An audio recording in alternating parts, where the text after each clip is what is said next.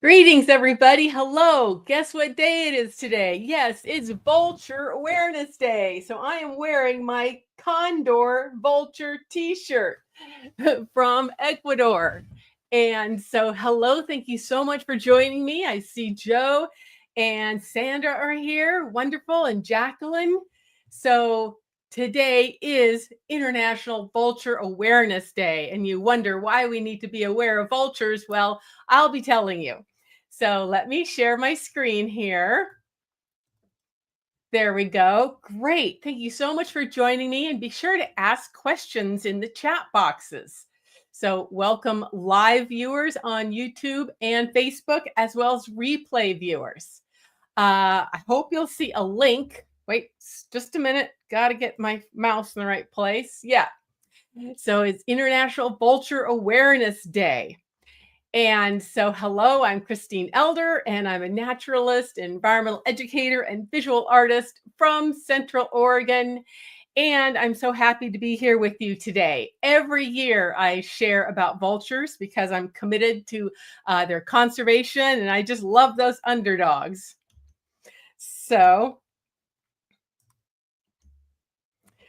And I've been lucky to see vultures, including this one here, the condor, the Andean condor that lives in the Andes of South America. And that's a picture of me.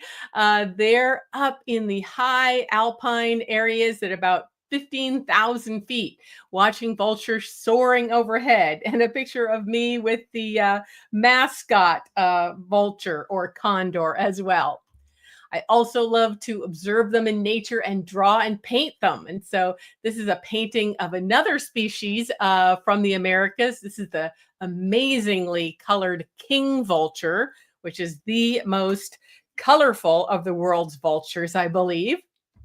And here's another version in black and white. So I do love to sketch them.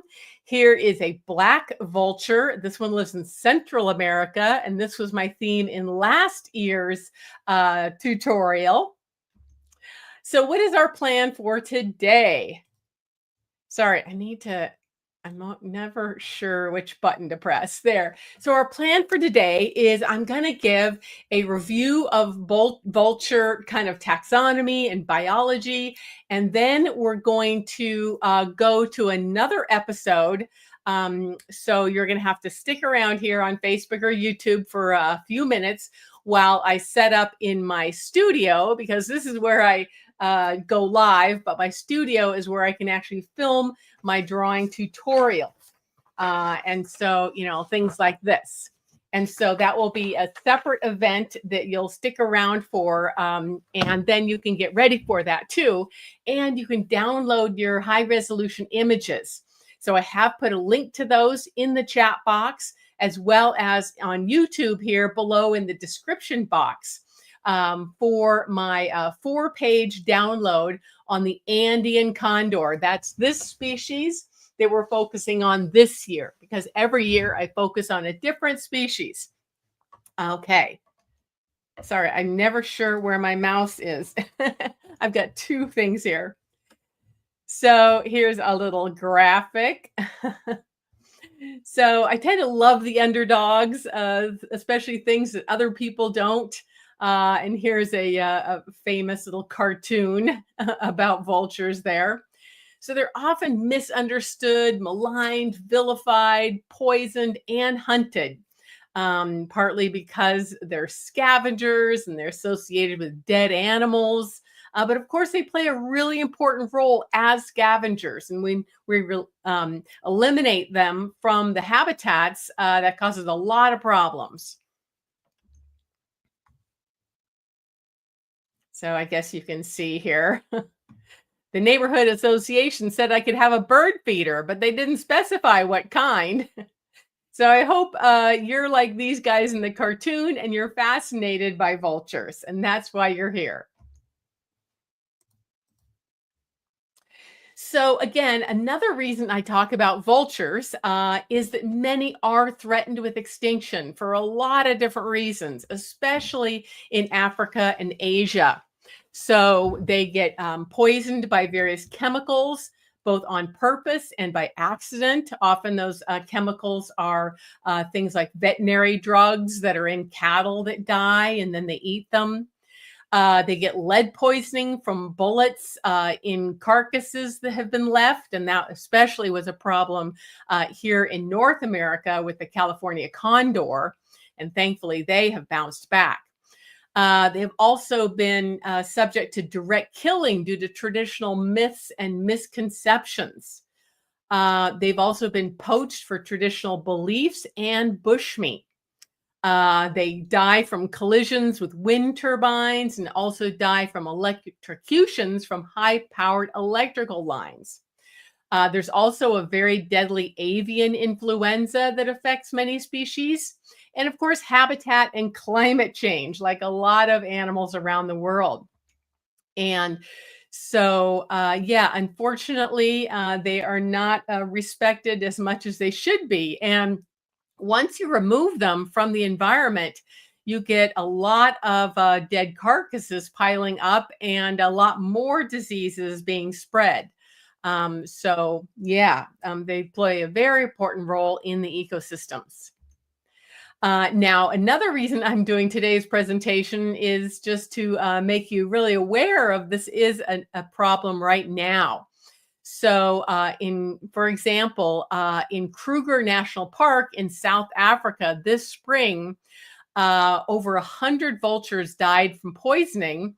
And this group called the Endangered Wildlife Trust in South Africa were heroes in saving 84 of them and getting them well and then releasing them back into nature. But that's just a really obvious example of, that this is a real problem right now, especially in Africa and Asia.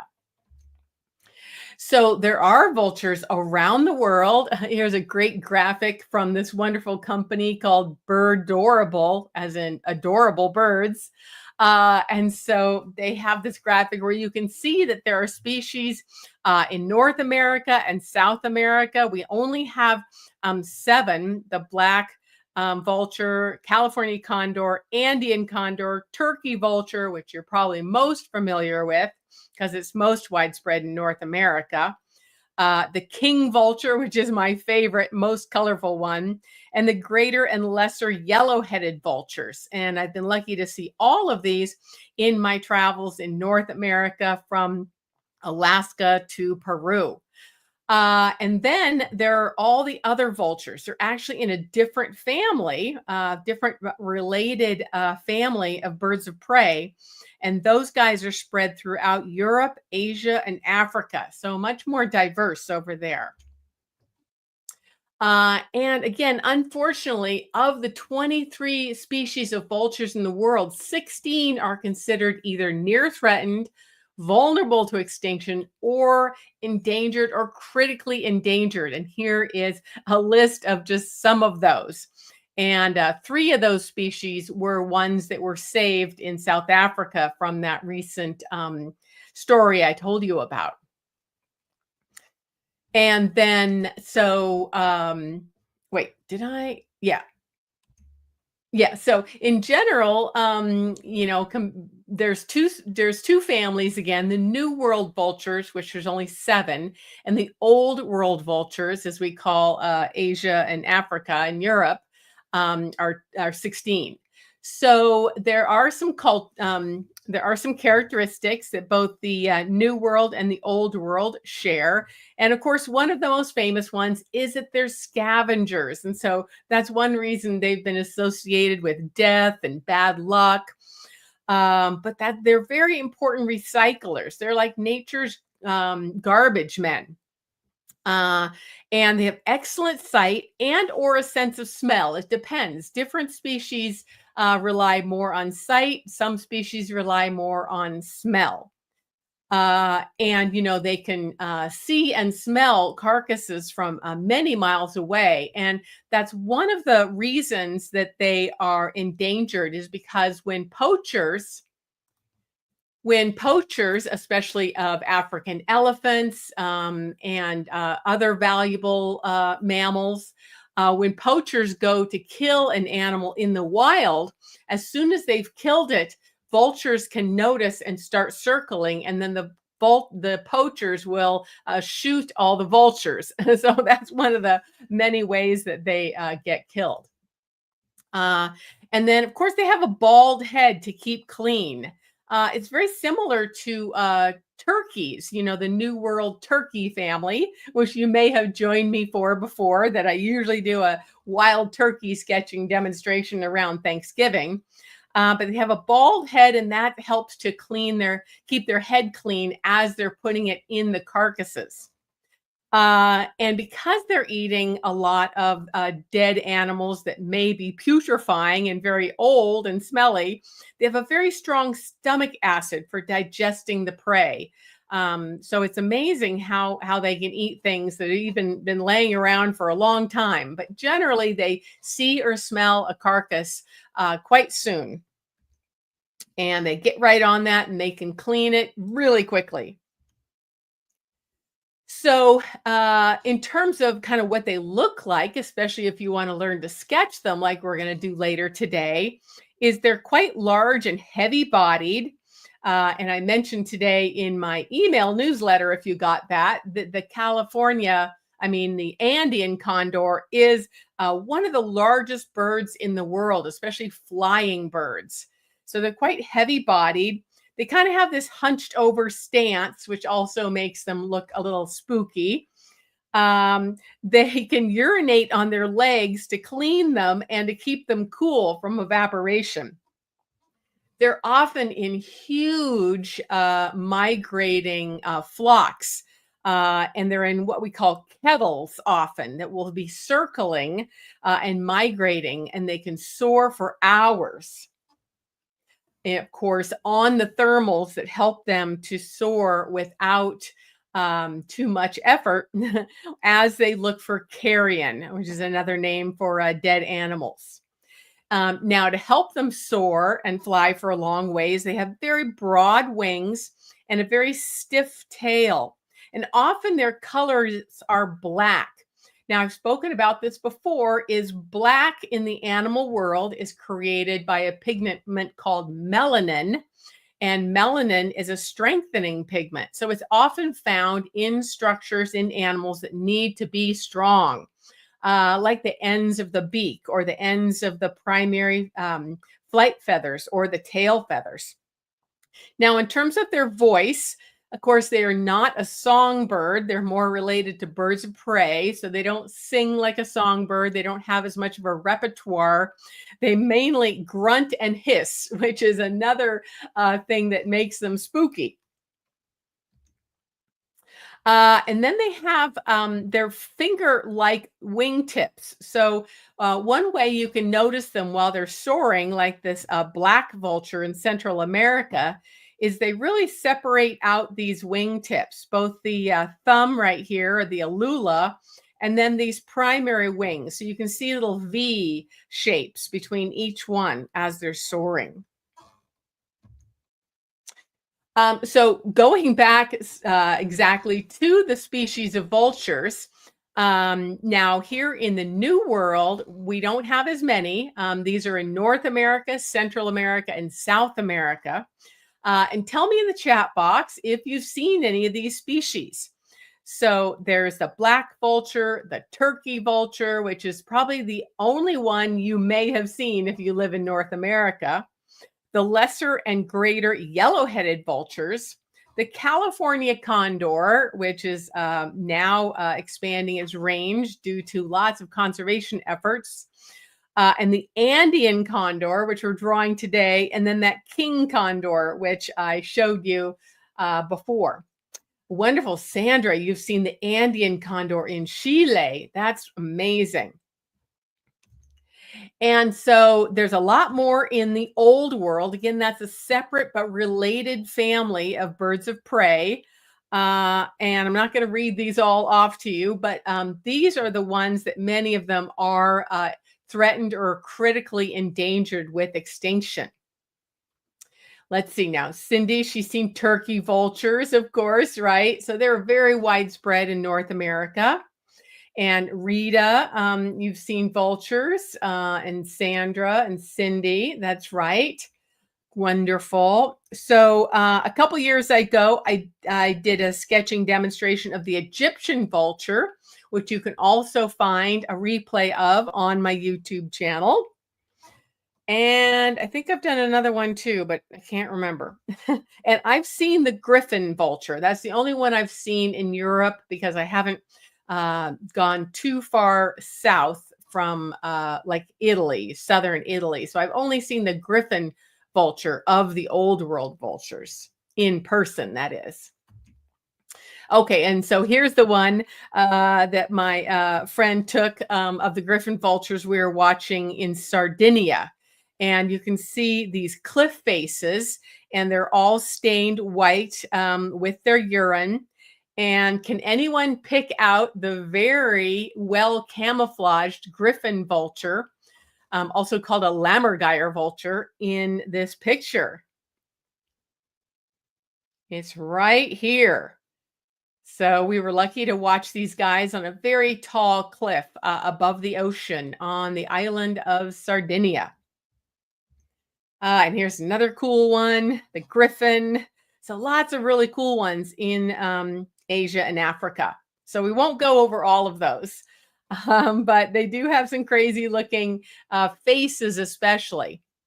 And here's a really good example of how a lot of their face is bare, but not all of it. And that's bare like members of the turkey family and also like members of the parrot family, so that you can actually see their nostril. It's kind of easy to forget that birds have a nostril because it's generally covered by small feathers on the beak. And they also have an ear. Again, that's something we forget about. The birds have or nostrils and ears just like we have. They don't have an ear flap, but they have an ear opening there. And so those are really obvious to notice in these types of birds like parrots and turkeys and the vulture families. Okay, and then just a few pictures of the New World vultures. Again, there's 7 species, and the turkey is the one that you've probably most likely seen because it kind of looks like a turkey, especially on its head, I guess. Very red head. And vultures will often stand, especially in the mornings, up on some tall trees, and they'll keep their wings open while they warm up and get ready for the day. And there's my favorite, the king vulture, that I did a sketching demonstration of as well.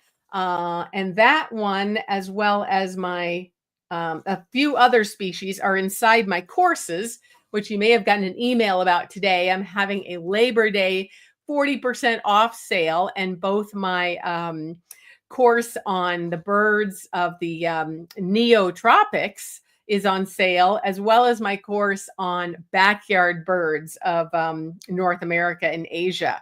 But this one just has the most amazing color. And their colors do vary a bit in the vultures between males and females, and they may have a little bit different ornamentation on their heads, kind of like with the southern ground hornbill, which you may have drawn with me in the past, which has an amazing head as well. Jacqueline, you say you still have that king vulture photo. Glorious. Yes. And this is the king vulture painting that I did for a show that I did on rare neotropical birds. So yeah, that was a really fun workshop. And again, those workshops on vultures, the super detailed workshops on vultures, are inside my sketching neotropical birds course, which I have a link to in my email that you may have gotten if you're on my email list. Now, if you're not on my email list, be sure to go and download the bonus free handouts of the Andean Condors that we're going to draw a little bit later. And that's on my website. And once you do that, there'll be a pop-up for joining my newsletter, and you'll get notice of my weekly sketching events like this one today. And so again, on YouTube, it's in the description box below, and it's also in the chat box over there, or maybe it's over there. Who knows where it is?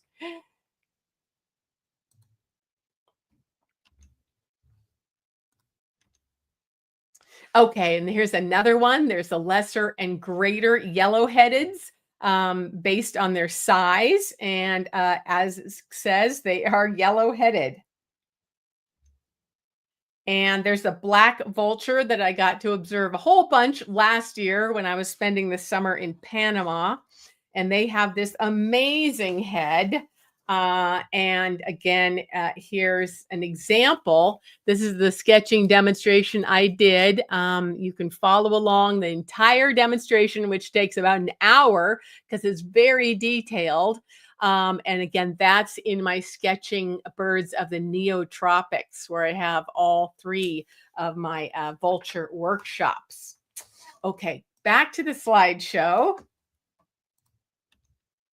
Okay, and then of course in North America, our just iconic vulture is the California condor, which almost went extinct back in the 70s, I believe. There was only about 15 of them left in the wild, and they collected those and put them in a breeding facility. And now they've been reintroduced to California, and I think there's even a couple in Oregon and Washington, and a whole bunch in Arizona as well.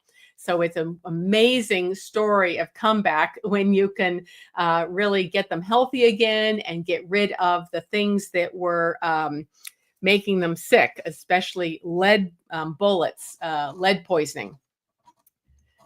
Okay, and then that California condor, again, they were so rare that they all have these marks on them, these tags. Okay, so again, every year I spotlight a different species, and today is the Andean condor, partly because I have been lucky to see it in South America, and it's just beautiful and huge, and it's even the national symbol of Bolivia, Chile, Colombia, Ecuador, and Peru, two of the countries I have seen it in. And so here's a picture of it. And again, this is one of the high resolution images you can download for free in the description box below here on YouTube or in the chat box. And so here it is again, resting its wings out to capture all of that sun, because they live in very high elevations, usually above 10 to 15,000 feet at the tops of the Andes, and they'll soar for hours looking for wildlife. And they have this unique white collar that kind of looks like an Elizabethan collar from, the 1500s that the women used to wear.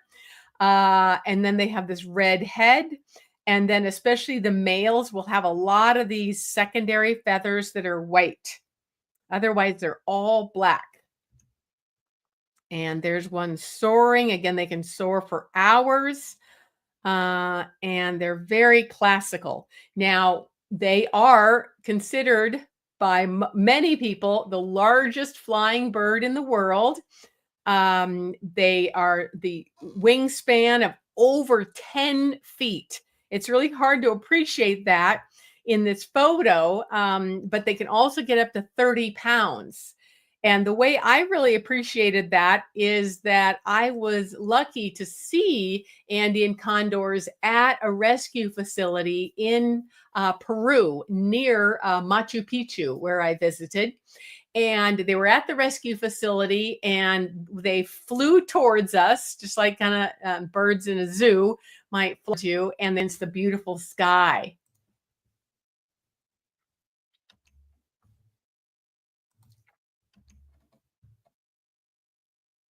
And there's another one. This might be younger or a female. Now the males, they have this big red bump called a caruncle. Again, kind of similar to a wild turkey. And I really encourage you to check out my YouTube channel now that it's beginning to be fall and time for turkey eating season. And I did a very detailed workshop on drawing the amazing head of a turkey. But the males have this big red caruncle, and they also have all this crazy stuff that's a lot like a wild turkey. And they have more yellow on their face compared to females, and that can change color as well. Just like some other bird species, depending on if they're happy or mad or territorial, they're going to change the color slightly. And so you can see this yellow coloration a bit. And then that gorgeous white collar, which is very unique to the Andean condor. And there's a juvenile and or a female. I can't quite tell. Okay, so that's my quick introduction to vultures, a bit about the two families of vultures, a bit about what they look like, how they live, and especially the threats. And there's probably, in terms of conservation, there's probably not a lot you can do for them except to support organizations that work with condors. And so, yeah. Anyway, so I'd love to have you join me. Again, we've got to move to my other room where I film my tutorials because it's a different setup with different lights, and I got to put a new camera pointing downwards so that we can actually do the sketching together. And I thought I would give you time to be able to download your handouts. You don't have to print them out unless you want to. You might be able to be viewing them on your phone or a separate laptop from our video. But we're going to go over there in probably about a half hour. I've got to go set up. So if you're watching on YouTube or Facebook, just stay on that channel. Maybe go get some lunch or take a break. Get some sketching supplies, basically some pencils and paper, and your downloadable handouts if you can. Again, that's a 4-page handout of high-resolution images I've provided for you for free of Andean condors. And again, it's at the link on my YouTube channel in the description box here if you're watching on YouTube. And on Facebook, it's in the chat box, hopefully. And Cindy says, what do you suggest for supplies? Well, I'm just going to be using pencil because we don't have a whole lot of time. And, my other ones that I did were also in pencil. But we're mainly going to be focusing on the basic proportions. And so you can just get those marked out with me, and then you can finish your drawing in graphite or charcoal or colored pencil or watercolor or whatever you want. But as usual, when I'm drawing, the main emphasis is to focus on understanding the features, just like how we see how different the features of the black vulture versus the king vulture are in terms of their heads. And it's the head that's the most amazing and different among the species. Okay. And yeah, so again, you can find that. And if you go to my website, yeah, I already put that there. If you go to my website, you can oh yeah. When you go to my website, I'll put it in the link. Joe was asking about upcoming events. My next events are exclusively for my members of the Nature Notebook Club. And so I put a link to that in the chat box, and later on I'll put that in YouTube here. But my Nature Notebook Club, I'm really excited about. We've got 44 members, I believe, and it's my program where we have new events weekly and monthly, and we get together on Zoom calls like we will tomorrow, and we have monthly master classes on different types of plants and animals. And next week is going to be on trees. And we have a library of information on how to start and continue a nature sketching and journaling practice, really getting outside, not just drawing from photos like we do here, but really getting outside. So I really encourage you to check that out. It's only $22 a month, which is cheaper than buying a couple of Starbucks coffees or going to a movie. It's a really, really good value. So anyway, you can check that out. And if you can't join that quite yet, there'll be a pop-up for you to join my newsletter if you're not already on there, and to be notified when I'm doing these sorts of free weekly events. Okay, so anyway, I'll see you in about a half hour. So just stay where you are on Facebook or YouTube, and it'll go live again when I'm all set up in the other room where my studio is for sketching. How does that sound? Great. Okay, well, we'll see you there. All righty. Take care. And I hope so far you've learned a bit about vultures and their taxonomy and anatomy and biology and their threats and conservation. Okay, I'll see you soon. Cindy, yes, for sketching live the Andean condor. Bye.